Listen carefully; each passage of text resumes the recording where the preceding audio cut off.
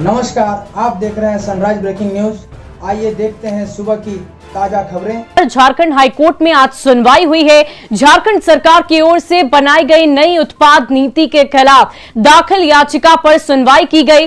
सरकार की संशोधित शराब नियमावली को हाईकोर्ट में चुनौती दी गई है। झारखंड राज्य बेवरेज कॉर्पोरेशन को शपथ पत्र दायर करने का निर्देश भी दिया गया है। याचिकाकर्ता ने नई नियमावली पर रोक लगाने की मांग की है। मामले में अगली सुनवाई 21 जून को होगी। और खदान लीज मामले में मुख्यमंत्री हेमंत सोरेन ने चुनाव आयोग से जवाब के लिए वक्त मांगा है। सूत्रों के मुताबिक मुख्यमंत्री ने 30 दिन का वक्त मांगा है। सीएम की तरफ से यह बताया गया कि मां की बीमारी की वजह से वो नोटिस का अध्ययन नहीं कर पाए हैं। मां के इलाज के सिलसिले में हैदराबाद में रहने के चलते उन्हें समय नहीं मिल पाया। बता दें कि चुनाव आयोग ने इस मामले में हेमंत सोरेन को नोटिस भेजकर 10 मई तक अपना पक्ष रखने को कहा था। मुख्यमंत्री हेमंत सोरेन पर आरोप है कि उन्होंने मुख्यमंत्री रहते अपने नाम पर खनन पट्टा आवंटन कराया। चुनाव आयोग ने इस मामले में बीते 3 मई को मुख्यमंत्री हेमंत सोरेन को नोटिस भेजा। नोटिस में चुनाव आयोग ने कहा कि उनके पक्ष में खदान का पट्टा जारी होने के एवज में क्यों न उनके खिलाफ कार्रवाई की जानी चाहिए। चुनाव आयोग ने यह भी कहा है कि प्रथम दृष्टया ये लोक प्रतिनिधित्व अधिनियम 1951 के धारा 9A का उल्लंघन प्रतीत होता है। मुख्यमंत्री हेमंत सोरेन को अपना पक्ष रखने के लिए 10 मई तक का वक्त दिया गया था। आपको बता दें कि रांची के अनगढ़ा में मुख्यमंत्री हेमंत सोरेन के द्वारा 88 डिसमिल जमीन पत्थर खदान के लिए लीज पर लेने का मामला सामने आया है।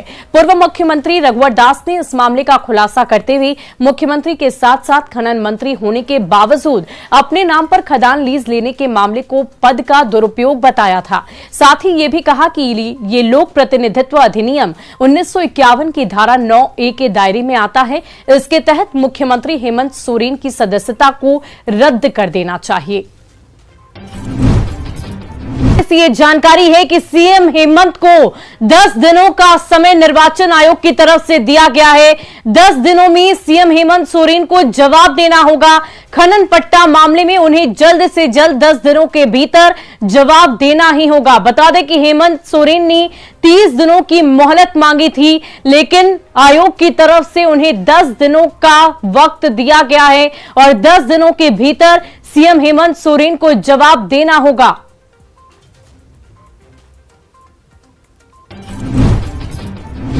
ज्ञानवापी मस्जिद के बाद अब मथुरा की ईदगाह मस्जिद के सर्वे की मांग उठने लगी है। मथुरा की एक स्थानीय अदालत में एक याचिका दायर की गई है। दावा किया गया है कि मंदिर को तोड़कर ईदगाह बनाई गई और उनके आसपास उससे जुड़े सारे दस्तावेज सबूत मौजूद हैं।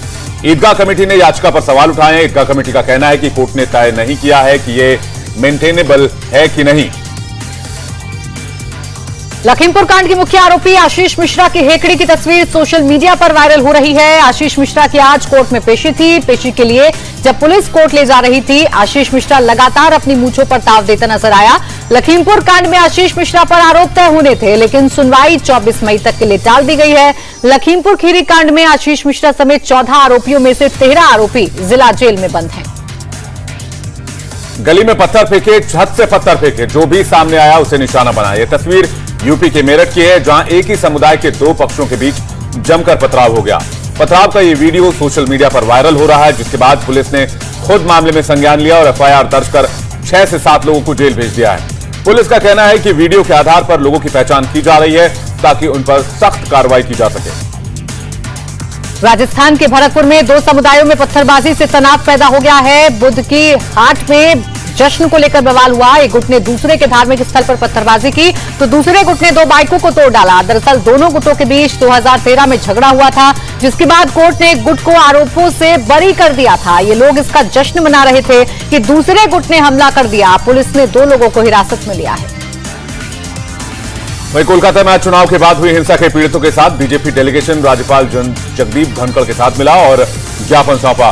बीजेपी ने आरोप लगाया कि हिंसा के 1 साल बीतने के बाद भी कोई मदद नहीं मिल पाई है। राज्यपाल ने पीड़ितों को मदद का भरोसा दिया है, ताकि वो इस मामले में यह भी कहा है कि इसे जरूर उठाएंगे।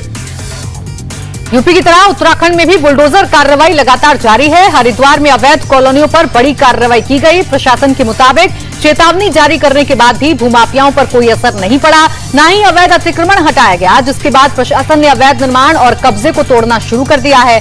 हर वो निर्माण जिसमें सरकारी नियमों की धज्जियां उड़ाई गई हैं, उस पर बुलडोजर चल रहा है। गुजरात में भी अपराधियों के खिलाफ बुलडोजर का एक्शन जारी है। बोटाद के पठानवाड़ी में कुख्यात डॉन सिरा के अवैध निर्माण पर कार्रवाई की गई। प्रशासन ने पठानवाड़ी के पीछे बने फार्म हाउस पर अवैध अतिक्रमण को हटा दिया है। पुलिस प्रशासन की मौजूदगी में कार्रवाई की गई है। दरअसल डॉन सिरा ने वीएचपी अध्यक्ष को मंदिर से लाउडस्पीकर उतारने के लिए जान से मारने की धमकी दी थी। राजस्थान के चित्तौड़गढ़ किले में दलित लड़की के साथ गैंगरेप की वारदात सामने आई है। पीड़ित के पिता ने बताया कि बेटी मानसिक रूप से दिव्यांग है, जिसे कुछ लोगों ने किले में ले जाकर गैंगरेप किया, फिर लड़की को होटल और दूसरी जगहों पर भी ले जाकर रेप किया गया है। पिता की शिकायत पर पुलिस ने केस दर्ज कर लिया है। पुलिस ने 7 नामजद आरोपियों को गिरफ्तार कर लिया है। बिहार के गया के फतेहपुर में 28 साल की महिला के साथ रेप की शर्मसार कर देने वाली वारदात सामने आई है। पुलिस के मुताबिक कुछ बदमाश महिला के घर में घुस गए और छेड़खानी करने लगे। विरोध करने पर बदमाशों ने उनके साथ सामूहिक दुष्कर्म किया। पुलिस ने अब तक एफआईआर में नामजद 2 लोगों को गिरफ्तार कर लिया है। मुजफ्फरनगर का एक विवादित वीडियो सोशल मीडिया पर तेजी से वायरल है, जिसमें गांव के प्रधान की तरफ से जाति विशेष के लिए मुनादी करवाई जा रही है। प्रधान के खेतों ट्यूबवेल पर जाने को मना किया जा रहा है। ना मानने पर 5000 के जुर्माने और 50 जूते मारने की सजा का भी ऐलान किया जा रहा है। पुलिस के मुताबिक वीडियो पावटी गांव का है, जिस पर केस दर्ज कर 2 आरोपियों को गिरफ्तार भी कर लिया गया है। बिल्डिंग मटेरियल के कारोबार के लिए जीएसटी नंबर देने के नाम पर घूस लेने के आरोप में 2 अधिकारियों को विजिलेंस की टीम ने गिरफ्तार कर लिया है। गुरुग्राम के जीएसटी ऑफिस में महिला इंस्पेक्टर सुमित्रा गुदारा को रंगे हाथ 2 लाख की रकम लेते पकड़ा गया। वहीं फरीदाबाद से उनके साथी ईटीओ रोशन लाल को गिरफ्तार किया गया है। दोनों ने जीएसटी नंबर देने के लिए 7 लाख की घूस मांगी थी। छत्तीसगढ़ के जगदलपुर में बस्तर फाइटर बनने के लिए बड़ी संख्या में युवा इकट्ठा हो रहे हैं। युवाओं को पुलिस विभाग में भर्ती होकर नक्सलवाद खत्म करने के लिए काम करना होगा। बस्तर के 7 जिलों के लिए 300 पोस्ट निकाली गई हैं। बस्तर फाइटर की ये नौकरियां लड़के लड़कियों और थर्ड जेंडर के लिए भी हैं। इस हफ्ते डॉक्यूमेंट्स जांचे जा रहे हैं। भर्ती के लिए बड़ी संख्या में लड़कियों की भीड़ उमड़ी है। 16 मई से युवाओं की शारीरिक दक्षता परीक्षा शुरू होगी। एमपी के उज्जैन से एक अनोखा मामला सामने आया, जहां 2 दुल्हनें गलती से दूसरे के ससुराल पहुंच गईं।